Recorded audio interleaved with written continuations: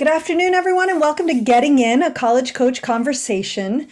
Quick upfront note, if you enjoy this podcast, help others find us by posting your review on Apple Podcasts. The more reviews we get, the higher we rise, and the more that people have an opportunity to just find us accidentally. So if you could do that, be great. Today, we are going to be talking about financial aid and mental health. You may not realize that these two are connected, but they are. We're going to be talking a little more about that. We're also going to be talking about whether or not colleges care about community service. You might be surprised. You might find me cynical. But you're going to have to wait and learn more later in the show. Before we get to all of that, we're going to be talking about the PSAT, and that is typically available to students in their junior year, usually in October. We get a lot of questions about the PSAT, so we're going to talk about it today. And I am thrilled because we have one of my favorite people in the standardized testing world, Megan Stubendeck, here. She's CEO of Arbor Bridge, and she's going to join us to talk about the PSAT. Hi, Megan. Thanks, Beth. Really happy to be here. Awesome. All right. Well, why don't we start with some basics? What exactly is the PSAT? And probably most importantly, does it count for college admissions? All right, I'm going to get to the punchline there. It does not count in college admissions. So many of you who are worried about it can take a sigh of relief. That it is not something that you send with your application to college that colleges are going to look at and really be judging you on. So the reason that we take the PSAT is that it's practice. That's what the P stands for, actually. It is a practice SAT. That's just a shorter version of the SAT. It has the same concepts. There's a few high level things that don't show up on the PSAT that you'll later have to see on the SAT, but it's a really great way to just get a feel for the test of the SAT you'll take eventually, or maybe you won't take. And that's actually why people take it, is to just get a diagnostic score to start out and say, is testing the right path for me? Right. And quick question around the scoring. I know it's a little different. So when people get their score reports back, anything you could point to that are key to pay attention to or notice about the differences between how a PSAT will be scored and how an SAT is scored? Exactly. This is a number one question we get, because you're going to get that score back, and families always, because we think about this as practice SAT, is the number one question is this a good representation of how I'm actually going to do on the SAT? Right. And the College Board has done a really good job of setting up the scoring for both of those exams. And the way they've done this is that when you take the PSAT, the score you get that day in junior year of October is the score you would get on the real SAT if you took it that same day when you were a junior in high school. So many students are actually going to see their scores go up just naturally by the time they take the SAT in spring of junior year or summer between junior and senior year, just because they know more, they've gone farther in school, they practice a little bit more. So there should be a natural inflation that happens. But really what it does is show you on that specific day how you do both on the PSAT and on the SAT. Interesting. So I've actually never heard it expressed that way. So super interesting to me when I talk to my students this year about the PSAT. So here's always a big question. I get it a lot. I do a lot of talking around not doing this. So it doesn't count. Should you bother prepping? Do you prep for a practice exam? Beth, this is where we are both on the same wavelength here. Yes. It's the answer for the vast majority of students in the world, in this country, at your local high school is no. Right. You do not need to prepare for this exam. The better use of your time in your beginning of your junior year is actually to focus on academics, on school, because your GPA in junior year is a huge part of your transcript, and getting that year started on a great foot is the perfect way to use your time. Plus you get the double benefit of all the things you study in school are showing up on the PSAT anyway. So why not just sort of feed two birds with one stone, is the way we talk about it at Arbor Bridge all the time. Right. But there are some rare cases when somebody might want to prepare, and that would be for the national merit competition. Right. So actually, why don't we talk a little bit about that? How does the PSAT and national merit relate? And, I obviously I know about this, but we're going to talk to you about it. What is the national merit? Let's let our listeners know. Yeah, so this is a term many people know, and it's sort of this nebulous golden crown that exists out there. But really what it is it is a national competition in the United States. So it does not apply to any students who might take the PSAT abroad. But it's really focused on US students, and they qualify for a competition that's nationwide for a small scholarship. Scholarship is a one-time payment of about between $2,000 and $3,000. So Mm-hmm. it's not a full ride scholarship. It is not going to, for many students, sort of be the thing that's going to really turn the tables financially for them.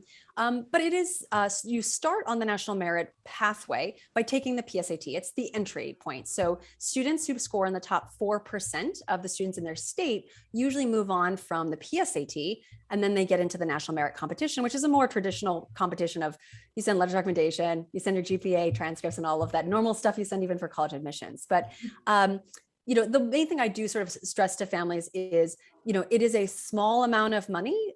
So it's not worth breaking yourself at the PSAT mark in order to get this scholarship. There are better ways to spend your time, your money, and your effort that are going to have a much stronger impact on you, both in admissions and once you get to college and have to pay for college.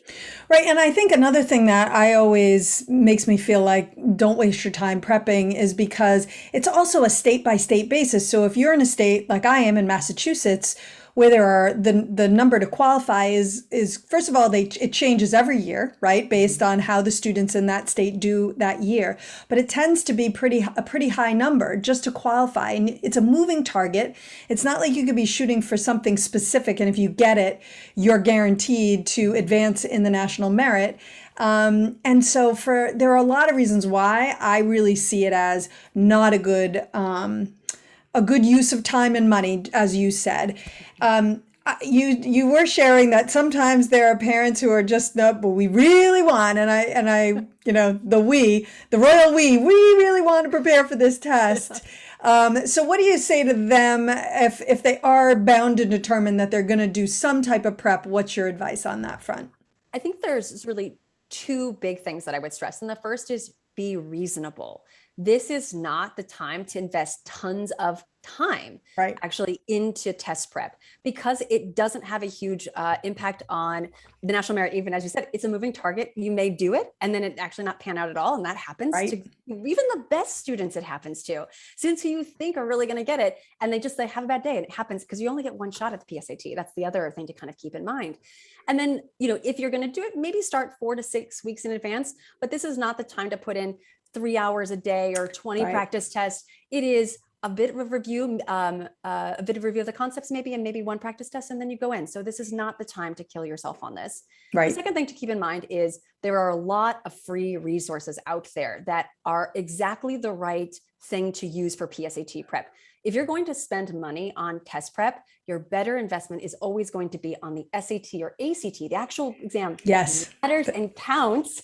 Yes. And you're going to actually see a real return on that investment in a way you're not going to see on the PSAT. So a couple of free resources I'd recommend. The number one for PSAT is Khan Academy. They have some great resources on there, practice tests, lessons you can go through, practice questions to do.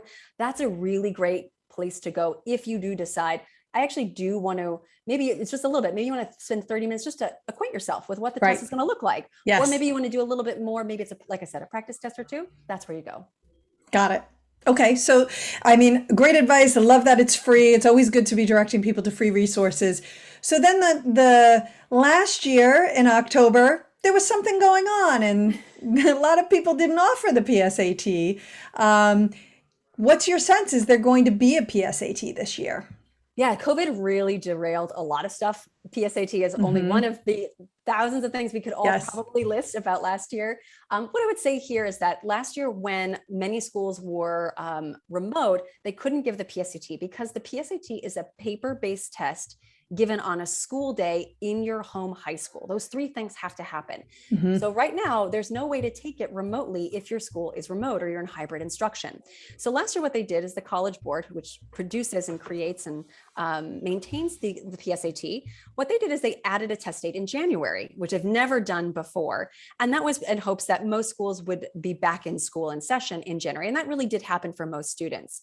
So the thing to remember is that the College Board wants you to take this exam. They love for kids to take it. So they're going to try to give you as many opportunities as possible.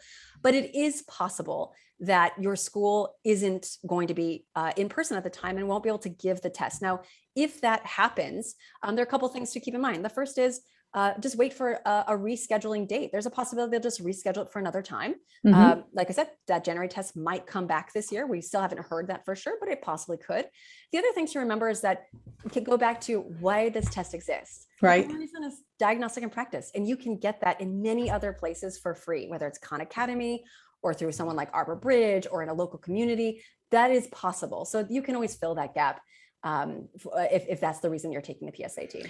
And then if you're really focused on merit and the National Merit Scholarship sort of competition, what about that? Is there an alternate way to enter that if you can't take the PSAT? Yes. And this is something that was used more last year than I've ever seen it used, or we've gotten most questions about because of COVID cancellations. There is a way in, and it's called alternate entry. That is its official name, alternate entry to national merit. So you can Google that term and it will send you right to the forms to fill out. But really, it's a really easy process that starts off with you submit a form as soon as you know you will not have access to the PSAT. And you have to take an official SAT by the end of your junior year and submit that score to national merit. That's the way you do it. It's a pretty easy process, but just keep in mind students can only use alternate entry if one of three things happens. They were sick on the day their school offered the PSAT, they had a personal emergency and couldn't take it on the day their school offered it, or their school was closed, usually due to COVID. Right, exactly. And any number of those reasons could have been met because of COVID right now, right? Absolutely. And and I think, to be clear, we've done a few segments on test optional, what that means, and we know that the majority of schools this year are going to be test optional. I think about 2/3. And we have written blogs and talked about this in the past, so we don't really need to get into the whole test optional question. But I think Megan and I are on the same page here in that if you are worried about taking the test because of COVID, if it's dangerous for you to be in the room, if it's dangerous for people in your home to have you go in and sit in a room with a lot of other people, please don't take it. It does not matter for college admissions, and ultimately, you will not even have to do the SAT or the ACT because so many schools are test optional if your health is a real concern, right? So I think that is an underlying message. Last question that I have for you, Megan, and that is, I have over time told families that, hey, if your school offers the opportunity for you to take the PSAT to sophomores or even freshmen, you might want to take advantage of it. What are your thoughts on younger students taking the PSAT? Yeah, just sort of a little bit of background. The PSAT is offered, the one we all talk about because it's national merit tied and all of that, is really junior year. That's the one when people say PSAT, they're talking about it's a junior year, October 1. But there is a PSAT 10 for 10th graders and a PSAT 8 and 9 that's built for 8th and 9th graders.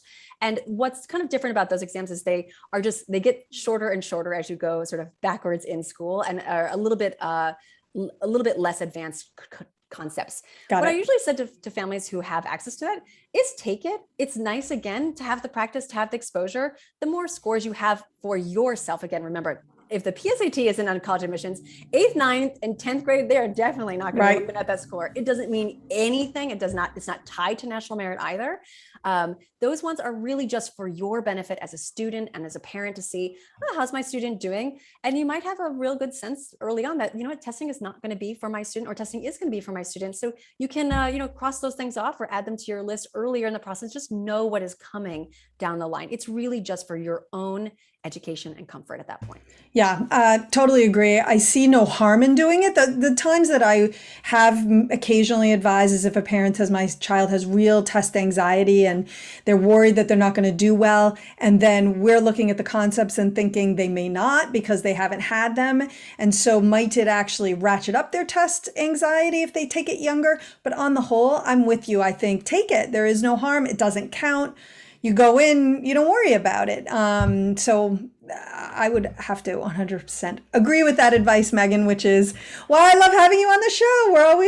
We're in a mind meld. It's good stuff. It's mutual. It's definitely mutual. Absolutely. Megan, thank you so much for being here today. I really appreciate it.